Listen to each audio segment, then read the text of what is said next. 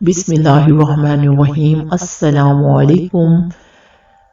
معزز سامعین، آج میں آپ لوگوں کے لیے لے کر آئی ہوں حضرت موسیٰ علیہ السلام کا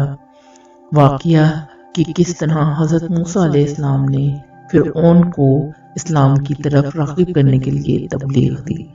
اور اس کے علاوہ فرعون کی فرعونیت کا واقعہ میں پہلے ویڈیو میں بیان کر چکی ہوں کہ جب حضرت موسیٰ علیہ السلام نے فرعون کو تبلیغ دی تھی تو اس نے اپنی فرعونیت سے حضرت موسیٰ علیہ السلام کو کیا جواب دیا اور اس کا کیا رد عمل تھا۔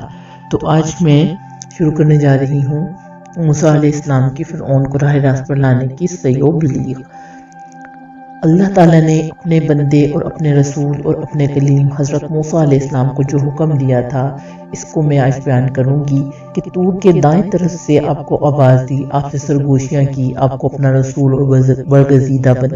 بنایا، آپ کو فرعون اور اس کی قوم کی طرف بھیجا جو ظلم پر کمر بستہ تھی اور اللہ کا ڈر اور پرہیزگاری نام کو بھی ان میں نہیں رہی تھی۔ حضرت موسیٰ علیہ السلام نے اپنی چند کمزوریاں جناب باری کے سامنے یعنی اللہ تعالیٰ کے سامنے بیان کی جو عنایت خداوندی سے دور کر دی گئی، جیسے سورہ طٰہٰ میں آپ کے سوالات کے اظہار کے بعد ہے، یعنی اے موسیٰ تیرے سب سوالات پورے کر دیے گئے ہیں۔ یہاں آپ کی یہ عذر بیان ہوئے ہیں کہ مجھے ڈر ہے کہ وہ مجھے جھٹلا دیں گے، میرا سینہ تنگ ہے،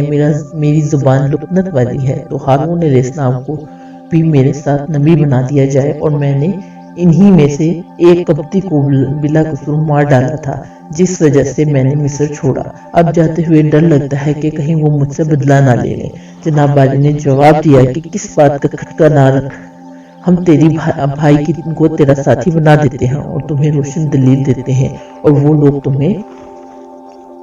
کوئی ایذا نہ پہنچا سکیں گے۔ میرا وعدہ ہے کہ تم کو غالب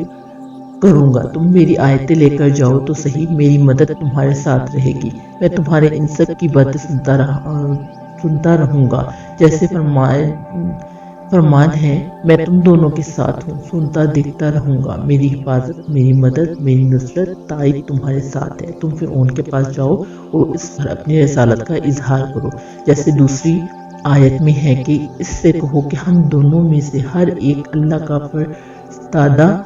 فرعون سے کہا تو ہمارے ساتھ بنی اسرائیل کو بھیج دے، وہ اللہ کے مومن بندے ہیں، تو نے انہیں اپنا غلام بنا رکھا ہے اور ان کی ذبح خالی کر رکھی ہے، ذلت کے ساتھ ان سے اپنا کام لیتا ہے اور انہیں طرح طرح کے عذاب میں جکڑ رکھا ہے، اب انہیں آزاد کر دے۔ حضرت موسیٰ علیہ السلام کی اس پیغام کو فرعون نے نہایت حقارت سے سنا اور اپنے آپ کو ڈانٹ کر کہنے لگا کہ یہ تو وہی نہیں ہے کہ ہم نے تجھے اپنے ہاں پالا، مدتوں تک تیری خبر گیری کرتے رہے، اس احسان کا بدلہ تو نے یہ دیا کہ ہم میں سے ایک شخص کو مار ڈالا اور ہماری ناشکری کی، جس کے جواب میں حضرت کلیم اللہ صلی اللہ علیہ وسلم نے فرمایا یہ سب باتیں نبوت سے پہلے کی ہیں جبکہ میں بے خبر تھا۔ حضرت عبداللہ بن مسعود کی قرات میں بجائے من الجاہلین حضرت موسیٰ علیہ السلام نے ساتھ ہی فرمایا کہ پھر وہ پہلا حال جاتا رہا، دوسرا دور آیا اور اللہ تعالیٰ نے مجھے اپنا رسول بنا کر تیری طرف بھیجا ہے، اب اگر تو میرا ہاں مانے گا تو سلامتی پائے گا اور میری نافرمانی کرے گا تو ہلاک ہو جائے گا۔ اس خطا کے بعد جبکہ میں تم میں سے بھاگ گیا، اس کے بعد اللہ تعالیٰ کا یہ فضل مجھ پر ہوا، اب پرانے قصے یاد نہ کر، میری آواز پر لبیک ہے،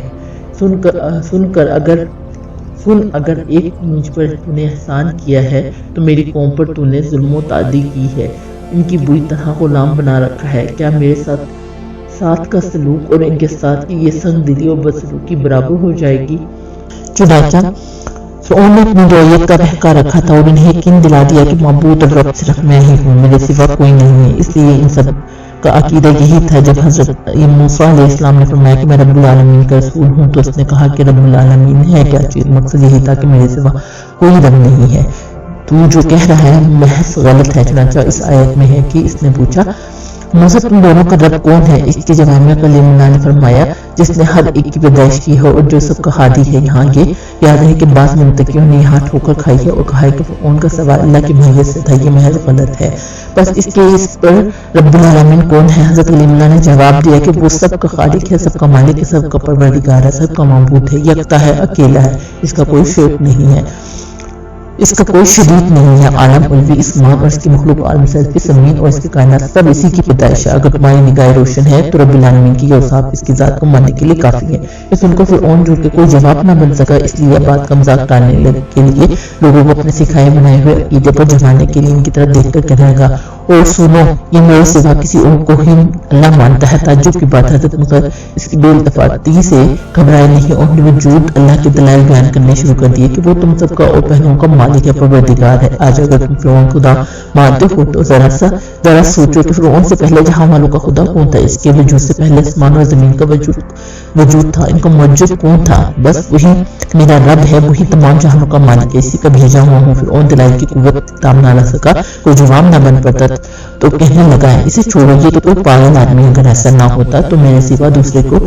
رب کیوں مانتا؟ کلیم اللہ نے پھر بھی اپنی تقریر جاری رکھی۔ اس کے لقوق اللہ سے یکسو ہو کر فرمانے لگے، سنو، مشرق و مغرب کا جو مالک ہے وہی میرا رب ہے، وہ سورج چاند ستارے مشرق سے چڑھاتا ہے، مغرب کی طرف اتارتا ہے۔ اگر فرعون اپنے خدائی دعوے میں سچا ہے تو ذرا ایک دن اس کے خلاف کر کے دکھائے، مغرب سے نکالے اور مشرق کی طرف لے جائے۔ یہی بات ابراہیم علیہ السلام نے اپنے زمانے کے بادشاہ سے بابک مناظرہ کہی تھی۔ پہلے تو اللہ کا وصف بیان کیا کہ وہ جلاتا مانتا ہے، لیکن اس بے وقوف نے جب اس وصف کے خدا کے ساتھ مختص ہونے کا انکار کیا اور کہنے لگا یہ تو میں بھی کر سکتا ہوں، تو اپنے آپ نے باوجود اسی دلیل میں بہت سی گنجائش ہونے کی اس سے بھی واضح دلیل اس کے سامنے رکھی۔ اچھا، اب میرا رب مشرق سے سورج نکالتا ہے تو اسے مغرب سے نکال کے دکھا۔ اب تو حواس گم ہو گئے تھے۔ اسی طرح حضرت موسیٰ علیہ السلام کی زبانی تابر توڑ ایسی وضاحت اور روشن دلیلیں سن کر فرعون کے ہوش و حواس گم ہو گئے۔ یہ سن کر فرعون حضرت موسیٰ علیہ السلام کو ڈرانے دھمکانے لگا تھا، اور اس طرح اس نے حضرت موسیٰ علیہ السلام کی دعوت کو قبول نہ کیا، بلکہ لوگوں کو اس کے خلاف اکسانے لگا۔ امید کرتی ہوں آپ لوگوں کو یہ ویڈیو پسند آئے گی۔ اگر ویڈیو پسند آئے تو ویڈیو کو لائک، شیئر، سبسکرائب ضرور کیجیے گا۔ نیکسٹ آنے والی ویڈیو تک کے لیے مجھے اجازت دیجیے گا۔ اللہ حافظ، فی امان اللہ۔